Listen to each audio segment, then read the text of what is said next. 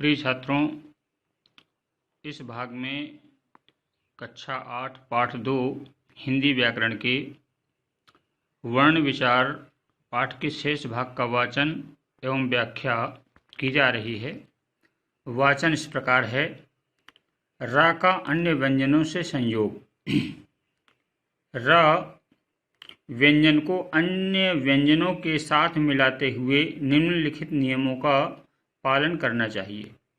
Number 1, यदि आधे व्यंजन के बाद र जुड़ता है तो यह उसके नीचे प्रयुक्त होता है। जैसे पा धनरा प्रा, ग धनरा ग्र, क धनरा क्रा। इसी प्रकार से अन्य वर्णों के साथ रा के संयोग का नियम है। दूसरा नियम है, यदि टा और डा है और उसके साथ रा का संयोग होता है तो टा के नीचे आप देख सकते हैं राष्ट्र लिखा हुआ है, तो टा के नीचे जिस प्रकार का चिन्ह लगा हुआ है उसी प्रकार का चिन्ह टा और डा के नीचे रिकार लगाया जाता है। इसके बाद आते हैं नंबर तीसरे में, हा में रा मिलने पर इसका रूप पाई वाले वर्णों की भांति हो जाता है, जैसे हरिष्व, अह्रास आदि। चौथा नियम है, सा में यदि रा मिलाने पर इसका रूप इस प्रकार हो जाता है, सा धन रा बराबर स्रा। पांचवा नियम है, जब रा के साथ कोई स्वर नहीं होता तो वह अपने अगले वर्ण के ऊपर लिखा जाता है। रा के इस रूप को रेफ कहते हैं। जैसे रा के बाद यदि कोई स्वर नहीं है, जैसे माँ है, तो माँ के ऊपर उड़ंती रा लग गई। इसी प्रकार से धर्म, कर्म, चर्म, मर्म इत्यादि। अन्य शब्द हर्ष, तर्क, निर्वाह, चर्बी, गर्मी इत्यादि। छठवां है, कुछ वर्ण संयुक्त होने पर भिन्न रूप धारण कर लेते हैं। इनमें से कुछ ऐसे भी हैं जो हिंदी वर्णमाला में स्थान पा चुके हैं। जैसे आप देख सकते हैं, का धन शा छा, ता धन रा त्रा। तो इसके बाद अब इसका त्रा रूप भी देखने को मिलता है जो मान्य है, जैसे पत्र, मित्र, त्राण। कुछ लोग ऐसे भी त्रा लिखते हैं, तो यह रूप भी आपको देखने को मिल सकता है। जा धन इया ज्या, सा धन रासरा, का धन ताक्ता, दा धन याद्या, सा धन री श्री। अब आते हैं, विशेष बात यह है कि द्या और धा के रूप में समानता के कारण होने वाली अशुद्धियों को दूर करने के लिए द्या के स्थान पर दा के नीचे हलंत और या रूप को भी प्रयोग किया जाता है। आप देख सकते हैं, पहले विद्या ऐसे लिखा जाता था, बाद में विद्यार्थी, तो उससे विद्यार्थी होने में की संभावना रहती थी, इसलिए उसका रूप बदल करके वी दा के नीचे हलंत या और थी विद्यार्थी कर दिया गया। इसके बाद द्वित्व व्यंजन। जब कोई व्यंजन अपने जैसे समरूप व्यंजन से मिलता है तो ऐसे संयोग को द्वित्व व्यंजन कहते हैं तथा यह निम्न प्रकार होता है। जैसे आप देख सकते हैं, का धन का बराबर आधा का और का मिलकर के उसका प्रयोग हो रहा है इक्का मक्का।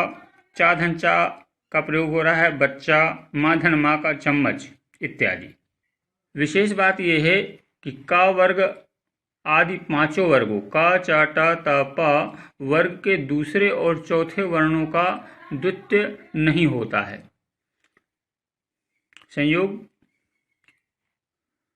द्वित्व संयोग नहीं होता है, केवल संयोग होता है। जैसे आप देख सकते हो, का और खा, तो का और खा का मिलकर के अक्खड़ हो गया, ता और था कत्था या पत्थर।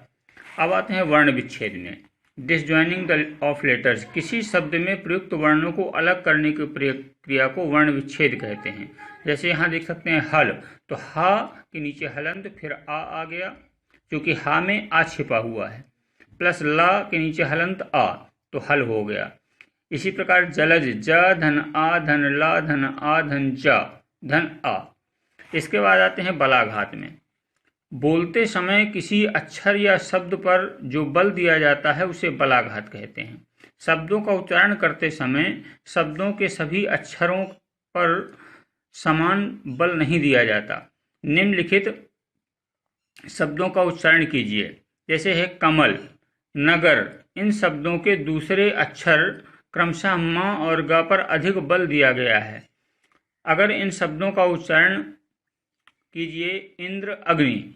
इनमें संयुक्त अक्षर से पहले के अक्षर ई और आ पर जोर दिया गया है।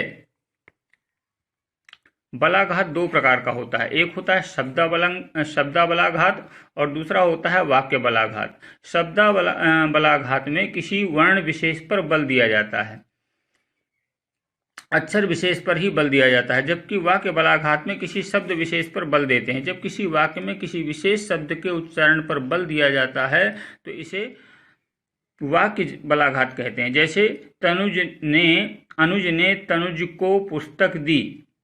यदि उपरोक्त वाक्य को सामान्य रूप से पढ़ें तो यह अत्यंत साधारण कथन है, परंतु यदि इसे कुछ शब्दों पर बल देकर पढ़ें तो इसके अर्थ में परिवर्तन आ जाता है। स्थूल छपे शब्द देखिए, अनुज ने तनुज को पुस्तक दी। तो अनुज ही ने दी, किसी दूसरे ने नहीं, अनुज ने। जब अनुज ने पर जोड़ देते हैं तो क्लियर हो जाता है कि अनुज ने ही। इसके बाद अनुज ने पर अगर हम जोड़ ना दें, तनुज को इस शब्द पर जोड़ दें तो यहाँ पर तनुज को ही दी। और यदि हम पुस्तक पर बल देते हैं तो बात आ जाएगी कि पुस्तक ही दी और कुछ नहीं दिया। इस प्रकार से विभिन्न शब्दों पर जोड़ देने से वाक्य का अर्थ बदल जाता है। अतः यह स्पष्ट हो जाता है कि शब्द विशेषण के बलाघात से वाक्य के अर्थ में परिवर्तन आ जाता है। इस प्रकार से इसका वाचन पूरा हुआ। अब इसके व्याख्या पर आते हैं। आइए यहाँ पर रा का अन्य व्यंजनों से संयोग के नियम इसमें बताए जाएंगे।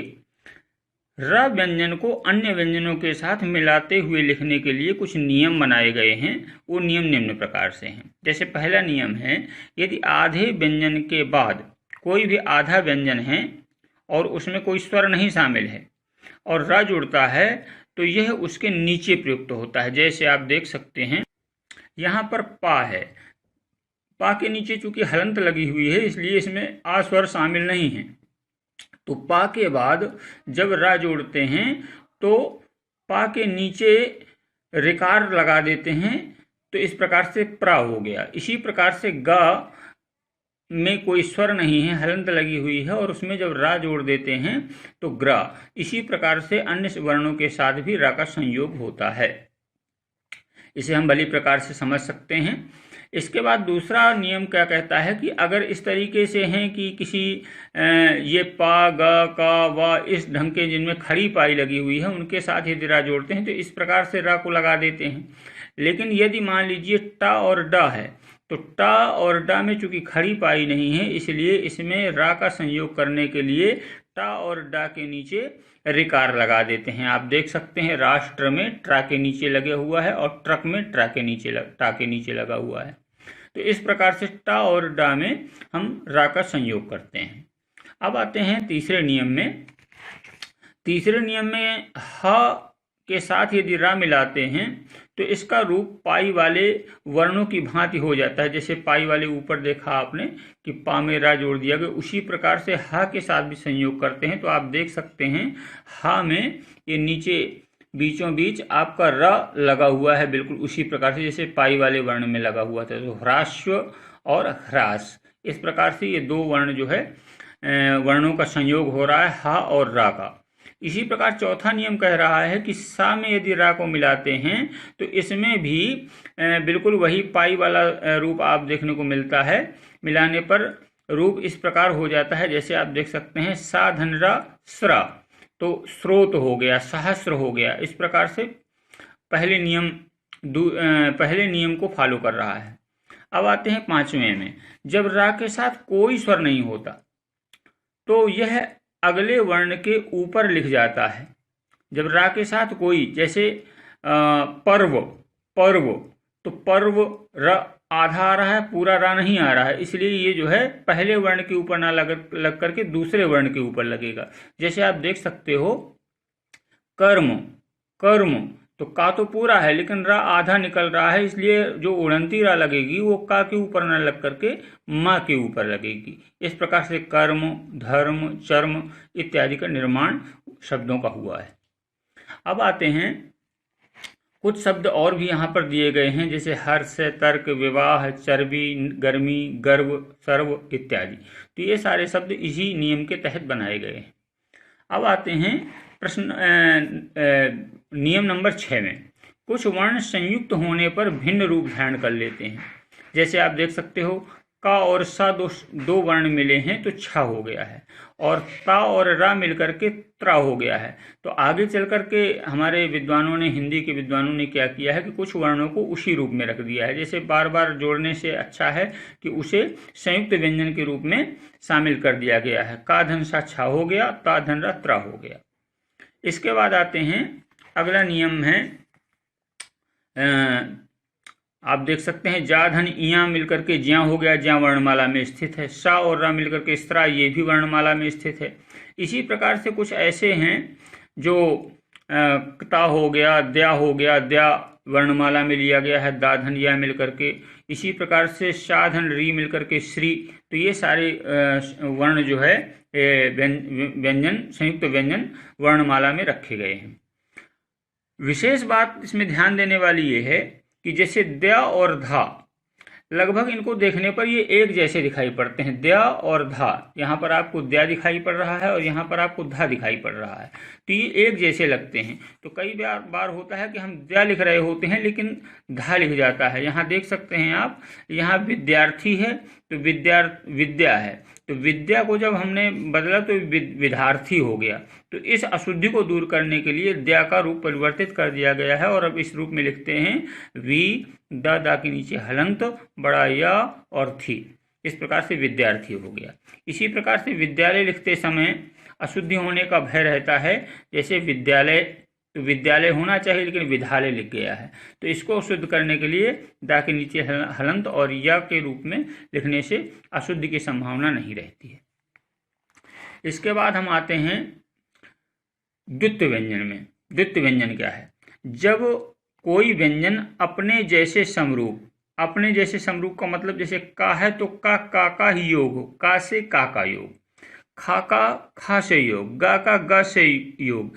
तो व्यंजन से मिलकर जो ऐसे दो, एक ही वर्ण दो बार आ जाए और मिलकर के बने, ऐसे को द्वित्व व्यंजन कहते हैं। आप देख सकते हैं का धन का प्रयोग हुआ है इक्का या मक्का में।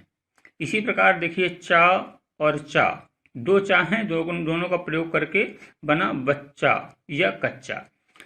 दो माँ मिलकर के प्रयोग हुआ है चम्मच, दो ता मिलकर के प्रयोग हुआ है गत्ता। तो गत्ता यहाँ पर जो लिखा गया है, तो गत्ता लिखने का तरीका आप देख सकते हैं, ता के ऊपर थोड़ा सा नोक निकाल दी गई है। इस प्रकार से दो ता हो गए यहाँ पर।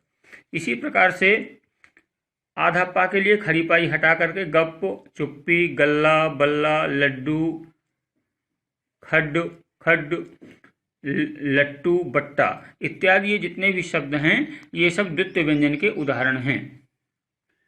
इसके बाद आते हैं वर्ण विच्छेद में। वर्ण विच्छेद का मतलब है किसी शब्द में प्रयुक्त वर्णों को अलग अलग करने की प्रक्रिया को वर्ण विच्छेद कहते हैं। कोई शब्द है उसके अलग अलग वर्ण किए जाएं। जैसे आप यहाँ देख सकते हो हल लिखा हुआ है, तो हा में चूंकि छोटा आ शामिल है इसलिए हा के नीचे हलंत लगा करके प्लस आ लिख दिया गया है, और ला के नीचे, ला में भी आ शामिल है इसलिए ला के नीचे हलंत लगा करके आ लिख दिया गया है। अब एक उदाहरण और आप देख सकते हैं उत्पन्न, तो उ स्वर है इसलिए हलंत लगाने की जरूरत नहीं। फिर ता चूंकि आधा है तो ता आधा के लिए ता के नीचे हलंत लगा दी गई, लेकिन ता पूरा नहीं है इसलिए आ का प्रयोग नहीं किया गया। फिर पा है तो पा पूरा है, चूंकि इसके साथ आ जुड़ा हुआ है इसलिए पा के नीचे हलंत लगा करके आ लिखना अनिवार्य है, आ स्वर है। इसके बाद प्लस चूंकि दो ना है तो पहले ना में स्वर नहीं है इसलिए ना के नीचे हलंत लगाकर छोड़ दिया गया, और दूसरे ना में चूंकि आ शामिल है इसलिए ना के नीचे हलंत लगा करके आ लिख दिया गया। इस प्रकार से ये वर्ण विच्छेद है और प्रीवियस क्लास में आपको वर्ण विच्छेद बतलाया भी गया है। उदाहरण के माध्यम से समझ सकते हैं। अब आते हैं बलाघात पर। स्ट्रेस, बोलते समय किसी अक्षर या शब्द पर जो बल दिया जाता है उसे बलाघात कहते हैं। बोलते समय किसी अक्षर पर हम विशेष जोर देते हैं या किसी शब्द पर विशेष जोर देते हैं, तो इस प्रकार जोर देने को ही बलाघात कहते हैं। इससे उसके अर्थ में परिवर्तन आ जाता है। जैसे और बलाघात दो प्रकार के हैं, एक है शब्द बलाघात और दूसरा है वाक्य बलाघात। शब्द बलाघात का तात्पर्य यह है कि किसी शब्द के अक्षर विशेष पर यानी कि वर्ण विशेष पर अधिक बल दिया जाता है, इसे शब्द बलाघात कहते हैं। और दूसरा है वाक्य बलाघात। तो वाक्य बलाघात में किसी वाक्य के किसी शब्द विशेष पर अधिक जोर देते हैं, इसे वाक्य बलाघात कहते हैं। और इन दोनों से जो है उसके अर्थ में जोर पड़ता है या अर्थ में परिवर्तन आता है। जैसे आप देख सकते हैं, नीचे उदाहरण दिए हुए हैं। एक वाक्य है, अनुज ने तनुज को पुस्तक दी। अनुज ने तनुज को पुस्तक दी। अब देखिए, इसको बलाघात के कारण इसके अर्थ में परिवर्तन आ सकता है या आ रहा है।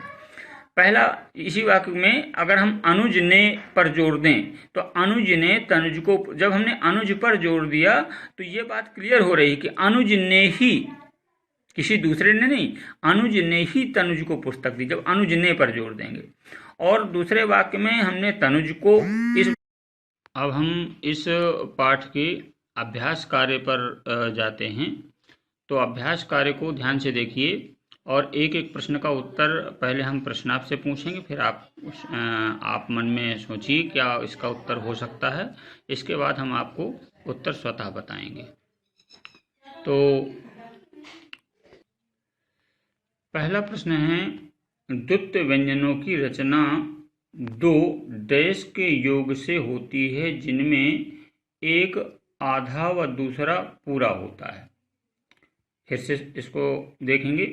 द्वित्व व्यंजनों की रचना दो डैश के योग से होती है जिनमें एक आधा और दूसरा पूरा होता है। तो विकल्प यहाँ दिए हुए हैं व्यंजनों और दूसरा विकल्प है समान व्यंजनों। तो अगर हम भिन्न भिन्न व्यंजन लेंगे तो शायद द्वित्व नहीं बनेगा, क्योंकि परिभाषा थी कि एक ही वर्ण के दो, जैसे का है तो का दो बार प्रयुक्त हो। तो इसमें विकल्प दिए हुए हैं व्यंजनों और समान व्यंजनों। तो हम किस पर टिक करेंगे? समान व्यंजनों पर, और समान व्यंजन ही यहाँ पर भरा जाएगा। इसके बाद आते हैं दूसरे प्रश्न पर। का वर्ग से पा वर्ग तक सभी डैश व्यंजन हैं। तो आप दिमाग पर जोर डालिए मस्तिष्क में कि आखिर परिभाषा क्या थी या ये किस वर्ग में आते हैं। तो का वर्ग से पा वर्ग तक सभी किस में आते हैं? स्पर्श व्यंजनों में आते हैं। तो यहाँ क्या भरेंगे? स्पर्श व्यंजन, और यहाँ पर हम टिक करेंगे स्पर्श व्यंजन में, ऊष्म व्यंजन नहीं है। इसके बाद तीसरा है या रा लावा डैश व्यंजन है। तो ये अंतस्थ व्यंजन है। कौन से व्यंजन है? अंतस्थ व्यंजन। क्योंकि ये अंदर स्थित होते हैं ना, जब भी इसको बोलते हैं तो अंदर बूंदी में जोर पड़ता है, इसलिए इनको अंतस्थ व्यंजन कहा गया है। य र ल व। फिर चौथा है वर्ण भाषा की इकाई है। तो छोटी इकाई है या सबसे छोटी इकाई है? तो निश्चित रूप से वर्ण भाषा की सबसे छोटी इकाई है, तो यहाँ सबसे छोटी भर देंगे। इसके बाद पांचवें प्रश्न में आते हैं। श के साथ री की मात्रा जुड़ने पर बनता है। श के साथ जब री की मात्रा जुड़ जाती है तो आप देख सकते हैं श्री बनता है। श्री, स्रा नहीं बनता, श्री, री जो नीचे पृथ्वी के ढंग से लगी हुई है वो बनता है। अब आते हैं हम प्रश्न नंबर ख में विचार करते हैं। उपर्युक्त वर्ण विच्छेद पर लगाइए। तो देखिए पहला प्रश्न है व्यावहारिक। अब व्यावहारिक का वर्ण विच्छेद करना है तो हम पहले पर जाएंगे तो देखेंगे व, लेकिन वा के नीचे हलंत नहीं है और बड़ा आ नहीं है, छोड़ देते हैं इसको। दूसरे में आते हैं व्य अ, ठीक, व अहारिक। तो इसका मतलब ये बा वाला विकल्प सही है, तो बा वाले विकल्प में सही का निशान लगा देंगे। फिर आते हैं वृक्ष में। तो इसी प्रकार से आपको पता करना है, वृक्ष में आपका विकल्प आ सही है। और प्रश्न नंबर 3 में व्यक्ति, इसमें विकल्प नंबर आपका ब सही है। अब आते हैं सही विकल्प के सामने सही का निशान लगाएं। पहला प्रश्न है स्वर वर्ण का उच्चारण करने में तो जब भी हम स्वर वर्ण का उच्चारण करते हैं तो उसमें निश्चित रूप से अन्य किसी वर्ण की आवश्यकता नहीं होती है। तो यही बात इसमें दी हुई है बा में कि किसी वर्ण की सहायता नहीं लेनी पड़ती। तो ये ऑप्शन हमारा सही है। का खा गा में आभाषा में ये विकल्प सही है। क्योंकि दो विकल्प और थे, एक था अन्य वर्ण की सहायता लेनी पड़ती है, तो अन्य वर्ण की सहायता लेनी पड़ती है व्यंजनों में, और कभी लेनी पड़ती है और कभी नहीं। तो ये बात तो बिल्कुल असत्य है, इसलिए न आ सही है न सा सही है बल्कि बा सही है। अब आते हैं दूसरे प्रश्न में, इनमें से कौन सा ह्रस्व स्वर है? तो छोटा अ, बड़ा अ और उ। तो बड़ा आ बोलते हैं तो दीर्घ आ गया, उ ये भी दीर्घ है, तो ह्रस्व निश्चित रूप से आ है। इसके बाद इनमें से कौन सा दीर्घ स्वर है? तो छोटी ई, छोटा उ, ए दीर्घ स्वर है। इसके बाद आते हैं चौथे में, वर्ण संयोजन में व्यंजन के साथ स्वर का जो रूप जोड़ा जाता है उसे डैश कहते हैं। वर्ण संयोजन में व्यंजन के साथ स्वर का जो रूप जोड़ा जाता है उसे मात्रा कहते हैं। पांचवा प्रश्न है, भाषा के सभी वर्णों के डैश को वर्णमाला कहते हैं। तो भाषा के सभी वर्णों के यहाँ मेल है, मिलाप है और क्रमिक मेल। तो हम किसको सही करेंगे? क्रमिक मेल। क्योंकि उल्टा सीधा मेल होगा तो वो वर्णमाला नहीं बनेगी। एक वैज्ञानिक ढंग से रखे गए हैं, वर्गों में रखे गए हैं, इसलिए क्रमिक मेल पर ही हम टिक करेंगे और इसे ही सही मानेंगे। अब आते हैं आगे। छठवां प्रश्न है, ज और ज और फ तथा ओ हैं। तो निश्चित रूप से न तो ये स्पर्श व्यंजन है न संयुक्त व्यंजन है, ये आगत ध्वनियाँ हैं। तो हम आगत ध्वनियों में निशान लगाएंगे। इसके बाद हम नीचे प्रश्नों पर बाद में विचार करेंगे। पहले हम नीचे प्रश्न नंबर अंग पर विचार करते हैं। निम्नलिखित संयोगों से बने शब्दों के दो दो उदाहरण दीजिए। तो आप देख सकते हैं स और रा। तो देखिए श्रांत, थका हुआ। इसके बाद द्या है, विद्यालय, द्या का प्रयोग हुआ है, विद्यालय। स और रा सृजन। और बाकी शब्द आपको स्वतः ढूंढने हैं, मैं एक एक शब्द ही बता रहा हूँ। उक्त, आधा का और ता मिलकर के उक्त हो गया, ट और रा मिलकर के ट्रा। देखिए राष्ट्र में ट्रा का प्रयोग हुआ है। तो बाकी इधर और रिक्त स्थान दिया हुआ है इसके आगे, तो उसको आपको स्वतः भरना है इसी के अनुसार। अब आते हैं प्रश्न नंबर चा में। चा में वर्ण विच्छेद तो व्याख्या करते समय मैंने वर्ण विच्छेद समझाया था। एक उदाहरण और देख सकते हैं। यहाँ देखिए दिया हुआ है संध्या। तो सा के नीचे हलंत हो गई। फिर न आ रहा है तो ना चूंकि आधा आ रहा है इसलिए ना के नीचे हलंत है। फिर धा भी आधा आ रहा है, धा के नीचे हलंत है। लेकिन या पूरा आ रहा है इसलिए या के नीचे हलंत है, लेकिन उसमें बड़ा आ की मात्रा लगी हुई है इसलिए बड़ा आ लिख देते हैं, क्योंकि ये एक स्वर है। तो इस प्रकार से हम जो है ये वर्ण विच्छेद करेंगे। बाकी के वर्ण विच्छेद आपको दिए गए हैं। औरत, स्त्री, अमावस्या इत्यादि शब्दों के वर्ण विच्छेद आपको स्वतः करने हैं। और अपने नाम का वर्ण विच्छेद भी आप करके देख सकते हैं। अपने नगर के नाम का, अपने प्रदेश के नाम का वर्ण विच्छेद करके भी आप देख सकते हैं। तो ये आपको गृह कार्य है। इसके बाद आते हैं अगले प्रश्न में। छा में कह रहा है कि उच्चारण स्थान बताना है। तो पा का उच्चारण स्थान आप स्वतः उच्चारण करके देखेंगे। पा तो दोनों ओष्ठ मिलते हैं इसलिए इसका उच्चारण स्थान ओष्ठ है। शा, इसका उच्चारण स्थान शा तालु है। तीसरा है का, इसका उच्चारण स्थान कंठ है। इसी प्रकार व दंत और ओष्ठ दोनों है वा का। ठा का मूर्धा है उच्चारण स्थान। और चा का तालु है, जो जीभ के ऊपर का स्थान होता है, ऊपर खाली स्थान के ऊपर, वो तालु कहलाता है। इस प्रकार से अभ्यास कार्य आपका पूरा हुआ। अब हम प्रश्नोत्तर पर विचार करते हैं। आप प्रश्नोत्तर देख सकते हैं। पहला प्रश्न है, वर्ण किसे कहते हैं? वर्णों के कौन कौन से भेद हैं? तो वर्ण भाषा की वह छोटी से छोटी इकाई है, वह ध्वनि है जिसके टुकड़े नहीं किए जा सकते। अब वर्णों के भेद में आते हैं तो वर्णों के दो भेद हैं, स्वर और व्यंजन। तो ये पहले प्रश्न का उत्तर हो गया। दूसरा प्रश्न है उच्चारण की दृष्टि से स्वरों के भेद समझाइए। तो उच्चारण की दृष्टि से अगर हम स्वरों के भेदों पर जाएं तो हम देख सकते हैं उच्चारण के आधार पर कंठ वर्ण, तालव्य वर्ण, मूर्धन्य वर्ण, दंत्य वर्ण, ओष्ठ्य वर्ण, नासिक वर्ण, कंठ तालव्य, 8वां कंठोष्ठ्य वर्ण और 9वां दंतोष्ठ्य वर्ण, ये आपके 9 भेद उच्चारण के आधार पर हैं। अगला प्रश्न है व्यंजन किसे कहते हैं, सभेद समझाइए।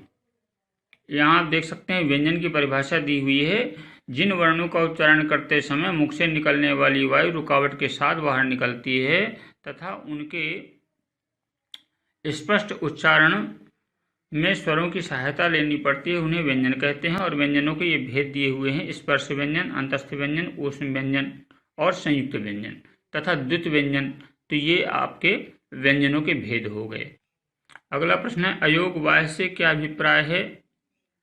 अयोगवाय की परिभाषा पॉज करके देखेंगे और अनुस्वार, अनुनासिक और विसर्ग के उदाहरण देकर लिखेंगे। अनुस्वार आपकी अंकी बिंदी हो गई, अनुनासिक आपका चांद बिंदी हो गई और 2 विसर्गें जो लगती हैं, 2 बिंदियां लगती हैं किसी भी शब्द वर्ण के पीछे, वो विसर्ग कहलाता है। 5वां है व्याकरण में प्रयत्न से क्या अभिप्राय है। तो प्रयत्न आपको व्याख्या के दौरान बताया गया है, आप उसकी परिभाषा लिखेंगे और उसके प्रकार समझाएंगे। 6वां प्रश्न है वर्णों के उच्चारण स्थान से क्या अभिप्राय है। तो मैंने जो दूसरे प्रश्न के लिए उत्तर बताया है, तो उस दूसरे प्रश्न के उत्तर को आप 6वें प्रश्न के उत्तर मानेंगे। और दूसरा प्रश्न था व्यंजन किसे कहते हैं, तो वो दूसरा प्रश्न था उच्चारण की दृष्टि से स्वरों के भेद। तो आप एक्सप्लेनेशन के दौरान उच्चारण की दृष्टि से स्वरों के भेद बताए गए थे। उच्चारण की दृष्टि से आपका ह्रस्व स्वर और दीर्घ स्वर थे, तो वो आप दूसरे प्रश्न के उत्तर में लिखेंगे। और जो दूसरे प्रश्न का उत्तर पहले दिखाया गया था, वो 6वें प्रश्न के उत्तर के रूप में आप लिखेंगे। और उच्चारण स्थान के आधार पर वर्णों के भेद भी बताए गए हैं। 7वां प्रश्न है अल्प प्राण और महाप्राण किसे कहते हैं। कौन कौन से वर्ण अल्प प्राण और महाप्राण हैं। तो अल्प प्राण में चूंकि ये अल्प प्राण बोलते समय अधिक श्वास वायु नहीं लगती है, इसलिए अल्प प्राण कहलाते हैं। और महाप्राण में अधिक वायु लगती है, श्वास वायु लगती है, इसलिए महाप्राण कहते हैं। उसकी परिभाषा आप देख करके लिखेंगे, दोनों की परिभाषाएं। इसके बाद 8वां प्रश्न है बलाघात से क्या अभिप्राय है। तो बताया कि जोर देने के लिए किसी बात पर जब हम जोर देते हैं तो इसके अर्थ में परिवर्तन आ जाता है। तो बलाघात की परिभाषा देख करके आप कॉपी में बलाघात की परिभाषा लिखेंगे और उसके दोनों भेद लिखेंगे, 2 भेद बताए गए थे। इस प्रकार से इस लेसन की व्याख्या समाप्त हुई। तो ये गृह कार्य में आपको प्रश्नोत्तर सारे करने हैं और अपनी पुस्तक में अभ्यास कार्य को भरना है और कंप्लीट करना है। धन्यवाद।